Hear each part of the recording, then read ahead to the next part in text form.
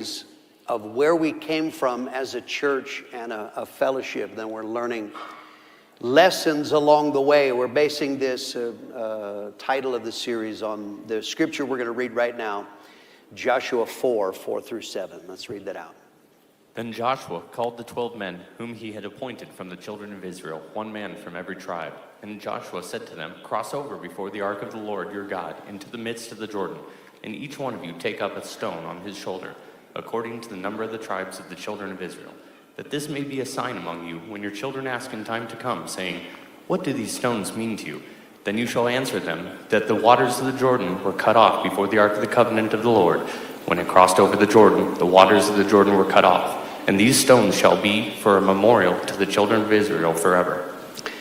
Okay, and so these stones were something that they were to refer to in future times to remember what they were and what God had done. So we're going to talk now about some early church planting lessons. Last week, we finally got up to about 1974, and we started looking at the process of church planting. Wickenburg, Flagstaff, Tucson, and Nogales, that wound up being Nogales, Mexico, and Nogales, Arizona. And so this was, just to recap, the turning point in our church and what would become our fellowship is the idea that we are to train workers in-house, not sending them to Bible school, and then to plant them out to begin new congregations with our same spirit and our same heart and our same approach. And so we began to do that. So once we had these first churches, it became clear that this is actually what God was calling us to do. It wasn't just something we're trying. Now it became clear this is our calling as a congregation. In every church, you have to hear from God and what God wants you to do. But for us, what was birthed was a culture of church planting. And this was not just something we're trying once. This now became a passion of our congregation, a passion to reach the lost, and ultimately it would be a passion to reach the world. Our theme was "Go Ye," based on Mark 16. And let's read that, Mark 16:15. And he said unto them, "Go ye into all the world and preach the gospel to every creature." Okay, go ye, that is our theme. That is actually the foundation stone of our entire fellowship as it became "Go Ye." Got a picture here. Very first time they wrote a book about our fellowship, it was called "Go Ye." And it was based on this because we believe in Mark 16:15. We believe that that is our marching orders. Our choir started singing a song called "Go Ye." If you were around in those days, you would have heard this. Many times we have a little bit of audio of the song "Go Ye."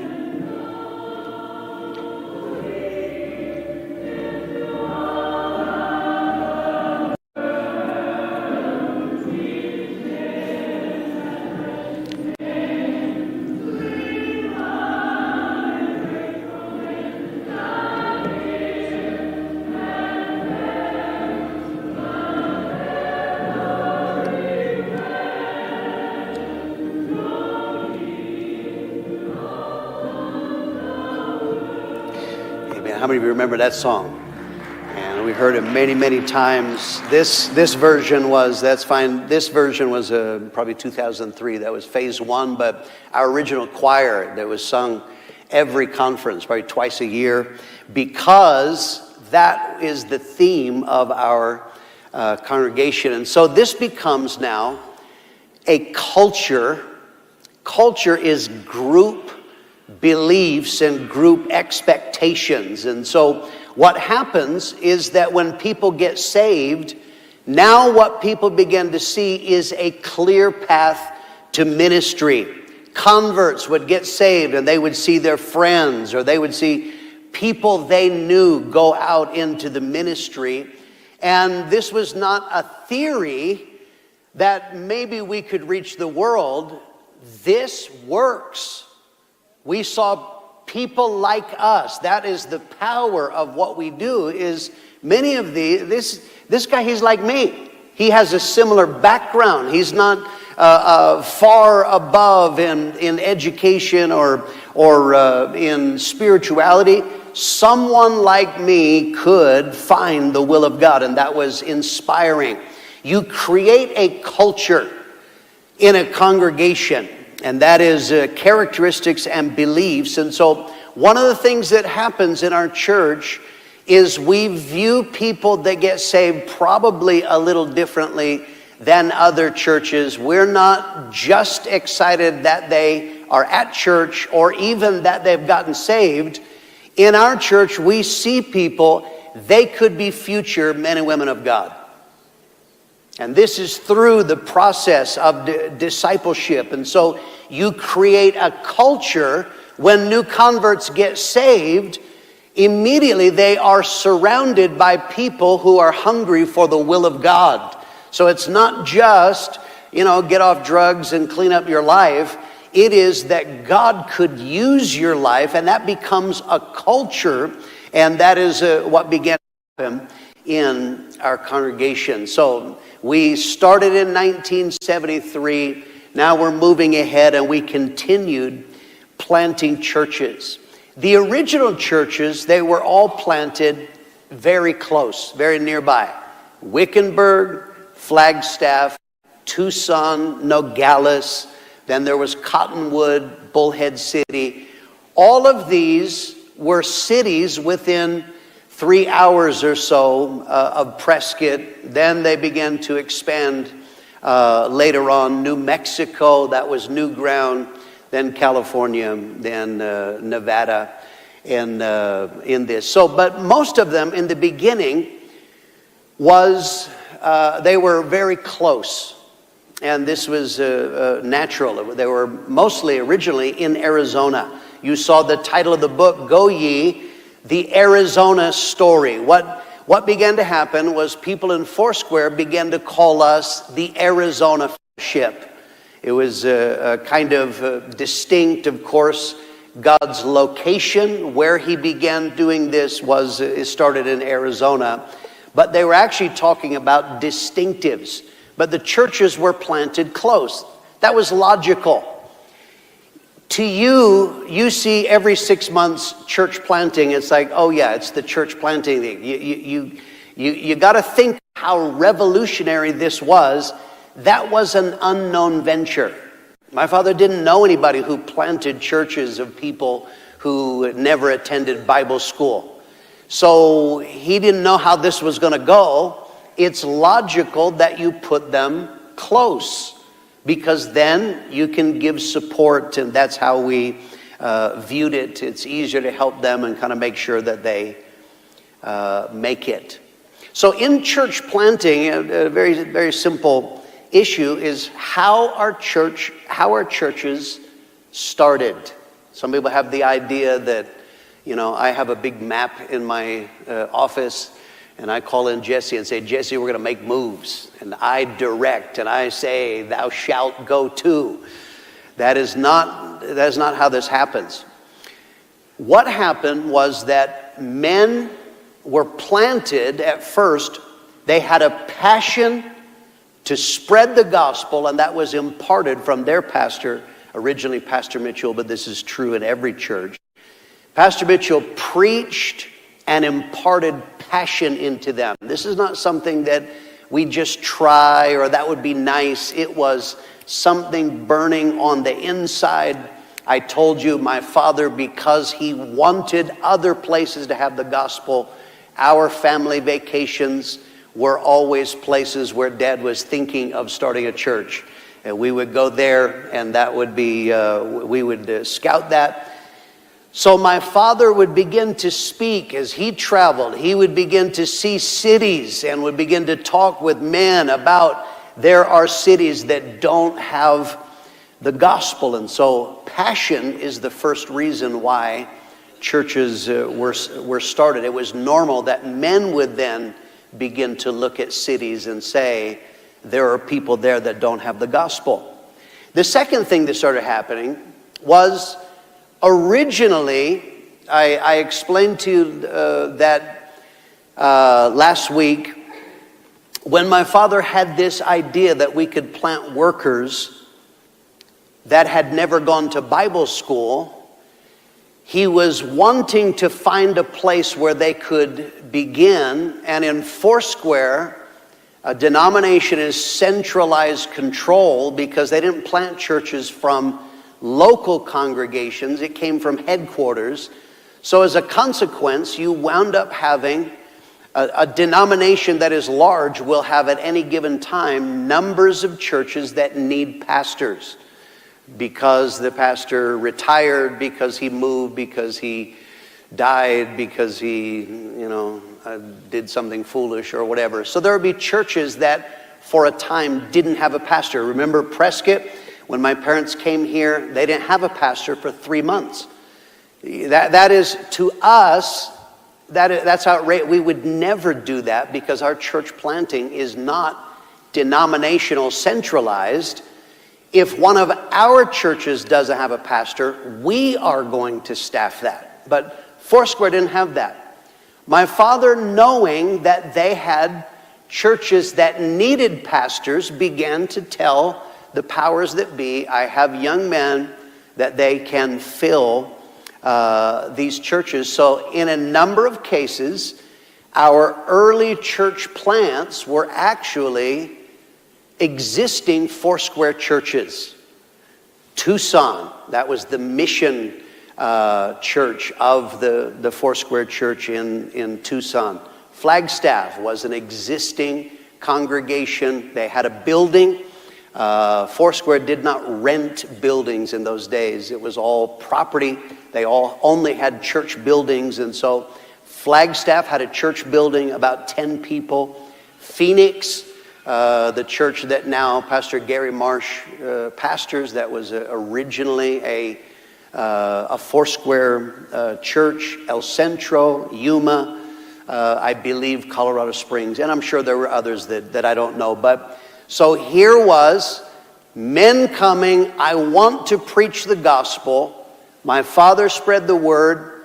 Now Foursquare, they didn't plant men who didn't go to Bible school, but they had a number of empty churches or churches that didn't have a pastor, so they were willing to allow these untried men because it actually solved a problem for them.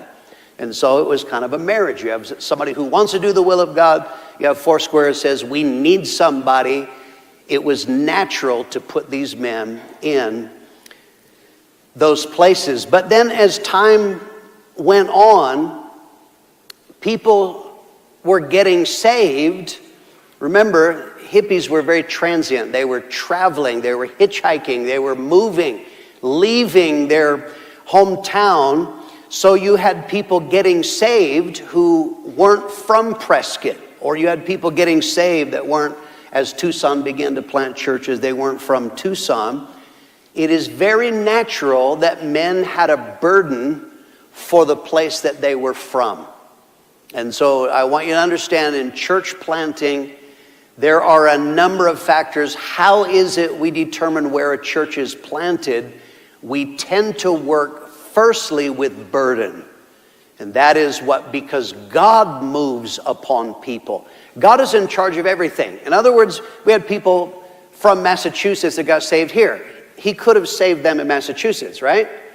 But God, who orchestrates everything, he uses human decisions. And one of those is people from other places getting saved in a place where they are not from. God actually uses that, and they begin to have a burden. So as we begin to spread outside of Arizona, and we'll talk about that in time to come, often this was a matter of burden. I have a burden for the city, the state, the place that I am from. And that is the first criteria that we operate on usually is burden. Now, it doesn't always work that way because there may be a need. We don't leave churches empty like Foursquare did. So if it is you have a burden, but there is a need, we feel that the need reveals the will of God. And we operate that way. Okay, so we began to plant churches, and eventually this began to spread beyond Arizona. Let's talk about church planting experiments. Okay, so my father has what he feels is from God to plant churches. I want you to understand, there was no manual. There was no church planting for dummies. You couldn't watch YouTube videos, how to plant a church. There was nothing apart from the Bible. So you're trying to say, how did they plant churches in the Bible? So here's a scripture, Luke 10:1. After these things, the Lord appointed 70 others also, and sent them 2 by 2 before his face into every city and place where he himself was about to go. Okay, here's a very important principle, is that he sent them 2 by 2. Now this seems basic, but 2 by father, is the 2 by 2 speaking of a husband and a wife? Or is that speaking of 2 couples? What is this 2 by 2? He had no manual. So in several early church planting ventures, we experimented. And that is that Pastor Mitchell sent multiple couples. I told you last week when we sent Jack and Patty Harris what was supposed to be Nogales, Arizona, we actually sent 3 couples. 2 of the couples were not going to pastor, they were going to help. We sent Bob and Cher Porter, who were going to help, and then we sent George and Iris Shields. Got a picture here, early days of George, our very own George Shields. It was logical to send George because Jack Harris didn't speak Spanish. George did. So that one kind of made sense, is George can go and he can help with the Spanish. And that is what was came to be, was very, very helpful. So the Porters and the Shields, they stayed helping to establish the church in Nogales, Mexico. I told you the circumstances of that. And then the church in Nogales, Arizona, they stayed there for several years, and then they came back to Prescott. So that was our first experiment in how do we plant churches. And so he sent multiple couples to try to achieve the job. He tried a second experiment. So overall, I think that the Nogales experiment was helpful, especially because George could speak Spanish, but nonetheless, that was the first one. The second one was Yuma, Arizona. We sent 2 couples, and this was not a good plan. He sent 2 buddies that they went, and what Pastor Mitchell discovered is that they basically were distracted from their mission. They spent time playing, and they spent time encouraging each other's bad attitudes. If I had to hazard a guess, they probably still do that to this day, but I'm just speculating. And so eventually Dad brought back one of the couples, said that's not going to work, and his conclusion was that was not helpful. And he never did it again. As far as my memory, in all of the hundreds of churches that have been planted from Prescott, we have never done that again. We've never sent multiple couples to accomplish the same church. So out of experience, Pastor Mitchell now comes to a conclusion. Remember my statement? Pastor Mitchell said over and over again, we stumbled into the will of God. There was no clear roadmap, so he was finding our way in this, but he came to the conclusion that on reflection, we should not send multiple couples to plant the same church. So, several factors. Let's think about this. Number one, sending multiple couples is a huge hit on the local congregation. It's fine if you're a massive congregation, you have tons of people to spare. But in an average church, if you're going to send more than one couple to build the same church, that takes a huge hit. That could be financially. Some churches, they're by faith planting. They're on the edge financially. So to send two couples who are giving at the same time, maybe that's not helpful. It is in ministry. We don't send people who are not involved in ministry. So now, if you're sending multiple couples, you are denting and hindering some of your local ministries. That's factor number one. Factor number two is, and I'm not talking about sending two pastoral couples. You grasp what I'm saying? One pastor couple and then somebody else to help. But he said the helpers actually then wind up coming under the influence of the man you send instead of their own pastor. So we send couples that are very raw. You do not have to be polished and perfect to be launched out. I'm living proof of that. So, but what happens then is we can send couple who, if he is now, the pastor is the influence spiritually on this couple, that'd be fine if he has a really good spirit and approaches that well. But if not, that's not helpful for the couple. So now they're learning. If you send a man out and he has bad attitudes and some things that are not great in his spirit, he now naturally is going to influence them negatively. And so many of these couples that are going to go to help, they want to pastor. Great opportunity. I mean, that's a fantastic thing to get to be a part of it. But there are spiritual and character development issues that Pastor Mitchell felt that's not helpful in most cases. The term that my father said to me, I heard a number of times through the years, is that's putting an adult kidney in a baby's body. Right? That's the natural thing. Babies are small. All of their organs are small. Naturally, so they grow. He said, putting somebody who comes from a larger congregation into a brand new baby church is like putting an adult kidney in a baby body. So what he says is that has the potential to change some of the factors of a new church. Genesis 1:11 is actually a foundational church planting scripture. Let's read that. Then God said, "Let the earth bring forth grass, the herb that yields seed, and the fruit tree that yields fruit according to its kind, whose seed is in itself on the earth." And it was so. Okay, whose seed is in itself. That is a profound principle that we use unto this day, is that when you plant a couple to build a new church, everything that is going to be required for that church to be built will be located from within. Okay, so in other words, you don't have to bring in other factors or other people to help.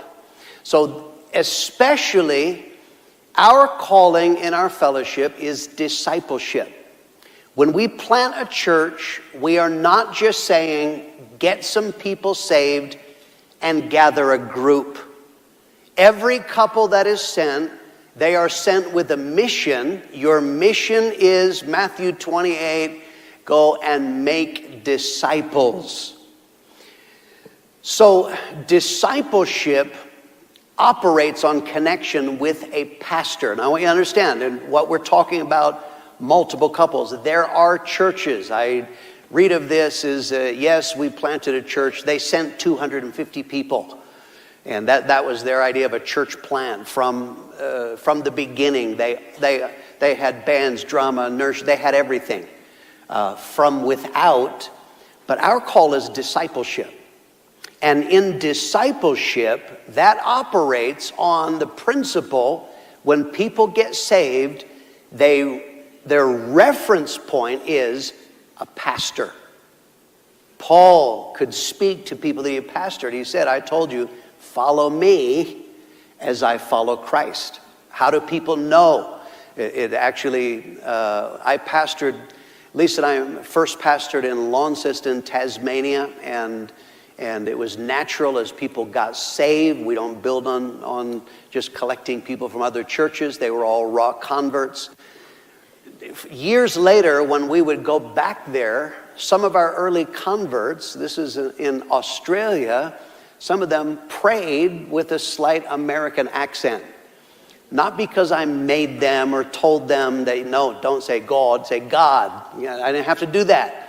There was something about a convert who comes in. How do I pray? How do I witness? What is a Christian? They reference off of the pastor and his wife. Now, if you're adding other people in, their reference point, you actually have the potential of disrupting discipleship. And our calling is not simply to gather people or to get people saved, it is to make disciples. And so as my father began to see the vision unfold, which is discipleship, he came to the conclusion, I don't think it's helpful for the process of discipleship to send multiple couples. So if you want to volunteer next time to go join your buddy when they get launched out, the answer is automatically no, okay? I'm just saying. All right. Let's talk now about the basis and the background of conferences. This is a very important part of our fellowship. We are in 8 days, our summer Bible conference will begin. We hold conferences January and July, twice a year. And then this is a part of the growth of our fellowship as they plant churches and reach a certain size. Then they begin holding their own conferences. Where did the idea of conferences come from? So first of all, we have the Bible foundation. There is a Bible foundation of gathering. You read in the Old Testament that there were a number of annual feasts that God instituted with his people. 3 times in particular, set times when God's people were to gather together and they were to focus on certain things. The gathering functioned as reminders. They're off in different cities, small villages, different places, but 3 times a year especially, they gathered, and what happened is they focused on who they are and what God told them to do. So what happened is 3 times a year, there was a recalibrating. You wander off and you forget. So you come together, you recalibrate your heart and your mind with God's will. Very important part of conferences is we remember what God has done. That is a powerful thing. You often will hear, I'm doing a whole series, but it is not uncommon that you will hear pastors, as they are preaching and challenging the people, they will refer to what God has done. Not for the purpose of nostalgia. We're doing that to remind us, where did we come from? That will tell us what we should be today. And then when we gather together, we remember our common destiny. We are reaching the world together. This is what happens in conference. Next Sunday, you will see people come early. There will be people from other cities and other nations, and they get to see a common destiny. And this becomes very important when you are isolated. Lisa and I first pioneered in Launceston, Tasmania. Tasmania was an island. There was one other church, and they had a few old ladies and I think 1, maybe 2 young couples. So as I'm telling people about what we do and you got to understand, there were people that had never even driven to the capital of their own island state. So now we came from someplace else, and we're telling them what God has done, but it's very hard for them to grasp what is going on here. And so we began to tell them about conferences and all that kind of thing. This is a question one of our new converts asked in the beginning.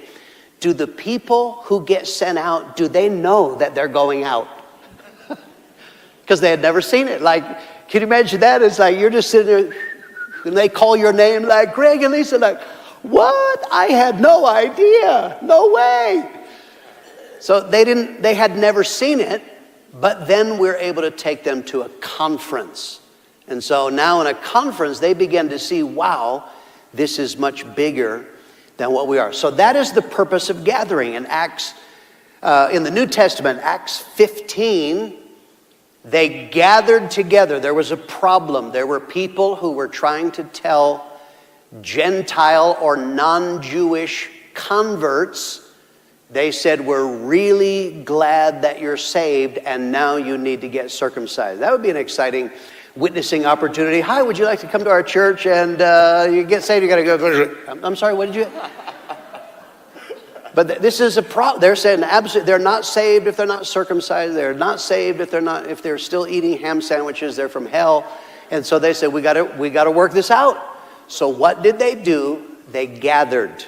Acts 15 is a gathering, and together they established the pattern of how we're going to approach salvation as concerns Jewish law. Acts 20, then we see another time of gathering.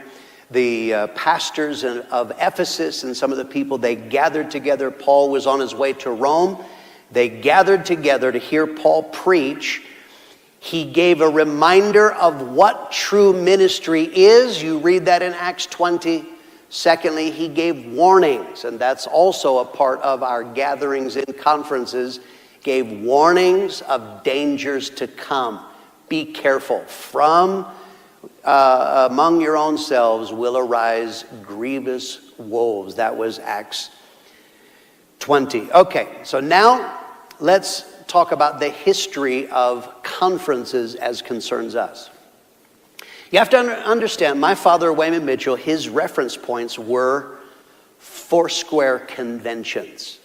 The church he got saved in was actually we would say like the leadership church. His pastors were the area supervisors. So therefore, everybody from the area, basically Arizona, I don't know if it was wider than Arizona, they gathered in my father's home church to have conferences. We actually have a picture of one of the early conferences. And so here they're gathered together. They have a theme. I like that theme. To have is to owe. That was the theme of conference in the square. You see my father on the back row. And they were gathered together. So this was his reference point. You gathered together to hear preaching, and certain things happen. And then his other reference point was conferences of the headquarters of Foursquare Gospel Church, and that was in Los Angeles, California, Angelus Temple. This is a 10,000 seat auditorium. I don't think that's actually a conference. I'm just showing you the building. So my father, that was his reference points, local and their national conference. So what happened they called them conventions. What happened at conventions in Foursquare? Number one, it partly involved preaching. Very similar to us, they had various speakers, but my father said one of the things that was interesting about preaching was whoever was the current star, if your church was growing rapidly, they promoted you. And their idea was, they didn't look at it like, we have the vision, let's all do this. They said, this guy's growing. So the point was, let the star tell us how it's done. And so that involved a number of very interesting things. If you read Chuck Smith's biography, he's the founder of Calvary Chapel. Chuck Smith, it was his sister-in-law, was the pastor of, one of the pastors of this church my father was saved in. And he attended one of these conferences. In his biography, he talks about how offended he was and actually began to withdraw from Foursquare.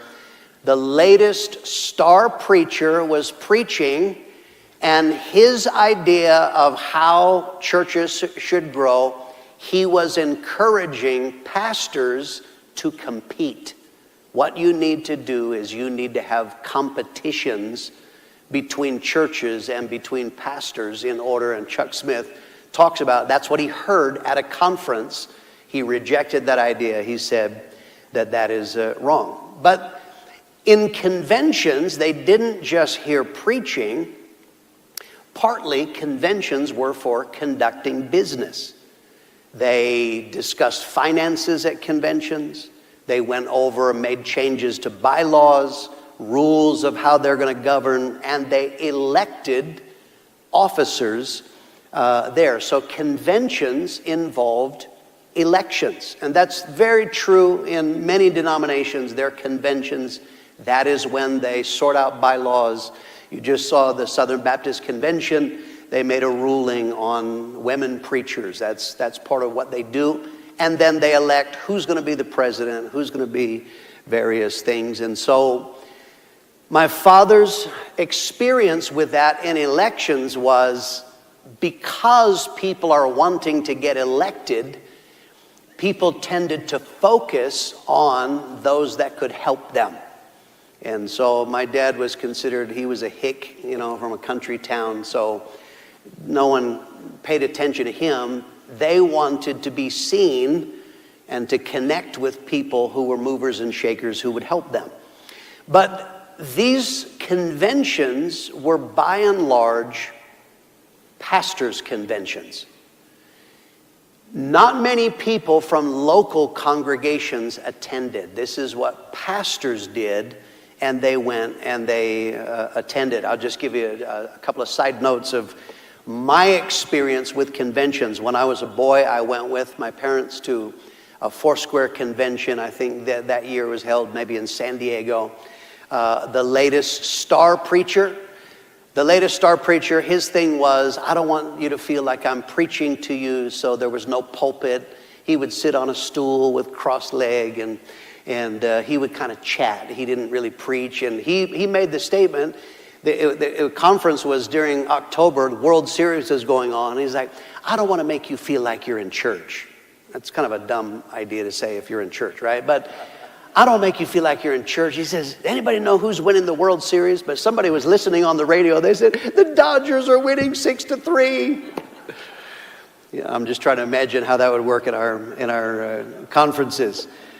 In Australia, I went to the Foursquare convention as a voting delegate, and I'll explain, this actually comes very important part of our history later on. I went, now this is new to me, as a voting delegate, and so they were discussing finances. It's still burned in my memory.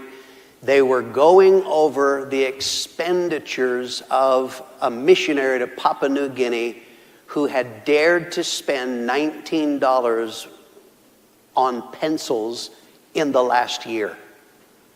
And there was a man who was upset. What does he need all those pencils for? So that was kind of my experience with conferences. So our fellowship now, we started planting churches starting in 1973. 1973, we had planted 2 workers out, and then Thanksgiving came, and so it was natural that the 2 couples out, they came back at Thanksgiving to see their families. Easy, Wickenburg, Flagstaff, it's not a long drive. So they came back, and because they were already here, Dad met with them, and they had some kind of seminar in the morning, very informal. It wasn't, planned along in advance. It's like, hey, you're going to be here. Let's get together. And so that was the first thing. And Dad felt that was very helpful, getting together, fellowshipping, and then a little bit of ministry. In 1974, by that time now, we had 4 pastors, I think, by that time. And so, again, they met in the fall. I'm assuming this was Thanksgiving. But it just so happened that we had evangelist Dick Mills was going to be here anyway. And so Dick Mills, remember, I've showed you several scriptures on the screen. Very powerful gift ministry. And what Dick Mills would do is he would quote a scripture to, actually a number of scriptures, and would speak prophetically about your future, but it always was tied to scriptures. And so the second meeting that we had, there were a couple of seminars, and Dick Mills gave words. I spoke to Harold Warner. He said he remembers clearly, might even still have them written down, numbers of scriptures, and this man would speak prophetically. But this was not terribly organized. It was, he's going to be here, you're going to be here, let's meet a little bit. In 1975, John Metzler suggested to my dad, why don't we hold a deliverance convention? And my dad said, what's that? And so he just said, let's meet together, have some preaching over a number of days. And so this is what we did over 5 days. We had evening services, morning seminars, and John Metzler and Wes Baker. We actually have the flyer of the very first conference. And this was this was January of 1975. And so you see there the format of conference is exactly as we would do today, but there was no agenda. It was just simply, we're going to gather together for the purpose of hearing preaching, calibrating, getting workers refreshed. We actually have some other pictures then. That went so well. Next picture was July of 1975, and for this we had Wes Baker and Bob French. And they were the main speakers, and again we had basically the same kind of preaching. We have then some photos of my father, and next here is my dad he had impeccable dress sense, and Matt, that his outfit today reminds me of this. That is awesome. And so here is my dad preaching at night, and here is Dad preaching during the day. And so this is what we had. And then we throw in the next picture. This has nothing to do with conference. I'm just throwing it in for free because I'm in charge of photos, so I can. I was very, very spiritual at that age. I probably was 11 years old, and I was very busy drawing mustaches on conference flyers. So, but anyway, you can get rid of that. So the point was, Dad said, this is very helpful. Having pastors being preached to, comparing notes, fellowshipping. So from 1975, we started having conferences twice a year, January and July. Why January and July? Was it because an angel came and revealed? No, hotel rooms in those days were cheap, especially in January, and so it was a natural time to do that. We have some more photos here. The next photo is, this is just announcing, Dad used to put an announcement in the paper of the upcoming conference. And by this time, this is January of 1976, we had 14 churches. And what is notable, you can't really read it, it's very blurry. I'm getting this off Google, which has all old issues of the Courier. But in this, the reason why I'm showing this was January of 76, was the first time one of our own pastors preached in the conference. Harold Warner preached, I think maybe Ron Burrow preached in this conference. Next flyer, here's Harold preaching. I explained to you Harold was in a wheelchair, but here he is preaching in our church. And next picture is the lineup. And if I look at that, by this time you see there Harold Warner, Ernie Lister, those were two, Jack Harris, and Walter Portugal and Greg Johnson. So 5 of the workers that we had sent out by 1976. So 73 we started planting. By 1976, here were 5 of our own workers that none of these had gone to Bible school. One of the very interesting things about our conference from the beginning is our conferences have no registration fee.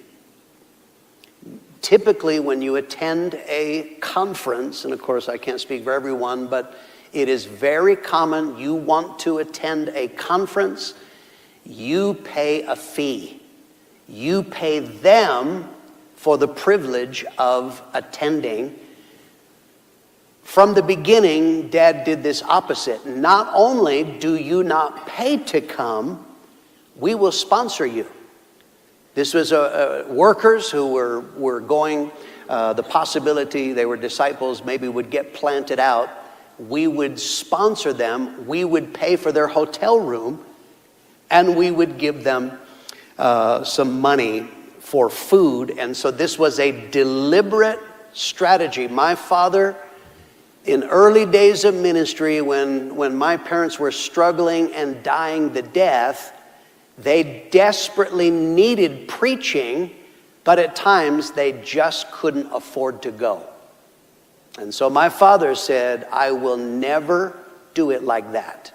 So we help couples. We will pay for conference only by offerings taken. That's it. We will raise offerings to pay, having paid for people's airfares, sometimes their gas money and transport costs to get here, their hotel room while they're here, a nominal amount for food.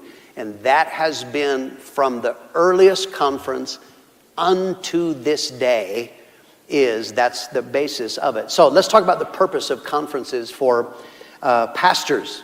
What does a conference do for a pastor? Number one, pastors can be preached to and refreshed.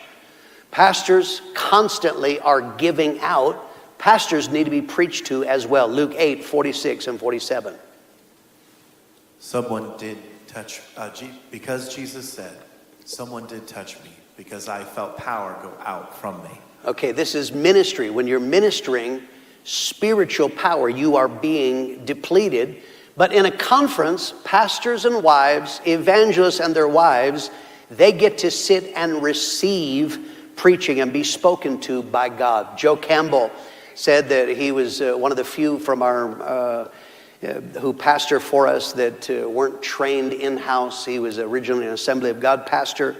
He said, I went to conference for years. It was information mostly, and rarely did they deal with heart and character issues. He said, I never heard anything that was going to help me practically in my ministry. You have pastors and wives that they can be isolated. When you are isolated, your problems seem bigger. When you're isolated, there are people, they start to go crazy. First night of conference, you get people, they come in and their eyes are looking like this. By Tuesday, it's like, I feel better. But this is very, very good. They're refreshed by the atmosphere, sometimes just being in contact with their pastor. From the beginning, Pastor Mitchell encouraged wives to attend. We want the pastor's wife to attend if there's any way to do this. There's a spiritual recalibration that happens in conference. People tend to drift away from our mission. They tend to forget what we should do. They forget why we do it. That can be natural decline. That can be sometimes you get pastors, they're sent by us, and then they start messing around with local pastors and adopting all kinds of nonsense. So when they come back here, the preaching that you hear is to put us on track. Get a picture here of my father preaching at a conference, and this is in the Roof Street building. Part of the job of the preaching is to put us on track. This is where we came from. This is where we're headed. This is who we are. This is what we're supposed to do. So a part of our conference is altar calls for everyone, not just for salvation. We have a picture here. This is an altar call, early altar call at a conference. Then we have the purpose of conferences for the people. Again, my father's background, conferences were actually primarily for pastors, not people. Dad deliberately opened it for everyone. And he sponsored people who weren't pastors yet to come. In fact, the term my father used for conference, he called them people's conferences. He says, that is the mark of this. We saw that as the church began to grow, got some pictures here. Remember this, in Ruth Street, our building only actually seated about 600. By the end, we were seating 1,200 in there, and the fire department was not very happy with us. People would wait in line. The service would end, people would start lining up so that they would get a seat. And then the next picture here, I just like this picture. Sunset, I like that. Kind of looks like the glory of God, doesn't it?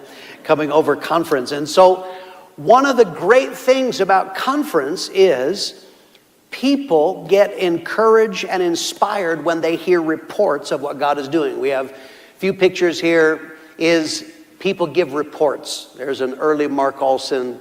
This is Alberto Moleno. That, of course, is in the tent. Next picture. Then some of our own in our building. Here's John Duff, Jake Snyder. Is we hear reports. Part of the beauty of that is you get to see that's where your money is going. You're giving for church planting. I'm giving you a challenge. And then you get to hear them say, and we had a revival, and we had a concert, and people got saved. That's where your money's going. That's a very powerful part of the reports. And then people get to see, one of the things when people come to a conference, they might be in a very small town, in a very small church. They come in here and they say, wow, I am a part of something that is much larger. And then the other thing is you get to personalize them. You pray for people's names. You have no idea who they are. And then they give a report. It's like, that's him, which encourages you to pray more. Then there is inspiration for ministry. Conference is deliberately aimed at stirring people to obey God. There's an atmosphere. There's something, there's a reason why we fast and pray before conference, because we want conference to be a supernatural atmosphere where people will be challenged for God's will. There's inspiration from the people when they see someone who they know is on their level. If they can do a work for God, maybe God could do that for me. And then we often give a challenge for calling to preach in that kind of atmosphere. Our own Stephen Cassio was in a conference. He said God spoke to him and he felt called to preach. That was in a conference. I had a great story. Jake Snyder in 29 Palms, he told me a great story. Said that a lady had gotten saved. Her husband was not saved. He was a Marine, but he worked with or was stationed with numbers of the guys from the church. So they were talking about going to conference the next week. And one of them, he's not even saved. And they said, why do you come with us? And so they snuck him in. They didn't tell Bill Brunson, didn't tell me that they were doing that. Just let him sleep on the floor. Imagine this. A sinner came to the Prescott conference. Brady came the first night. He gets saved Monday night of conference. Tuesday, he gets filled with the Holy Spirit. Friday, apparently I made a challenge for those who you want to respond to the call to preach.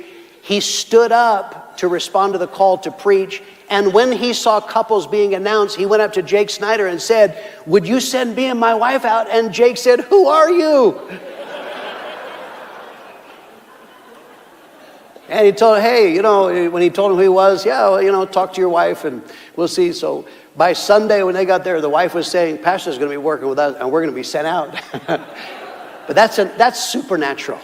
That's not a program. Only God can do that. And that is what God's doing. So this developed naturally. When we originally were gathering the people, it was just to preach, recalibrate, and fellowship. But it became natural that churches be planted out. Started with domestic in the U.S. We plant them out on a Friday night. That is why we have conference ultimately, is to plant new workers into ministry. And then, of course, we'll talk later on about Thursday night international ministry. That is what we continue to this day. You're never going to come to a conference where we're not going to be planting churches, because that is our calling. Got some photos here. These, of course, there's Steve and Kathy Garfield being launched into the ministry in a very early conference. I don't know if that is Chandler or La Junta, Colorado, two places they went. Next photos then, of course, here is Paul or Renee Stevens, early days when they're going into the ministry, probably.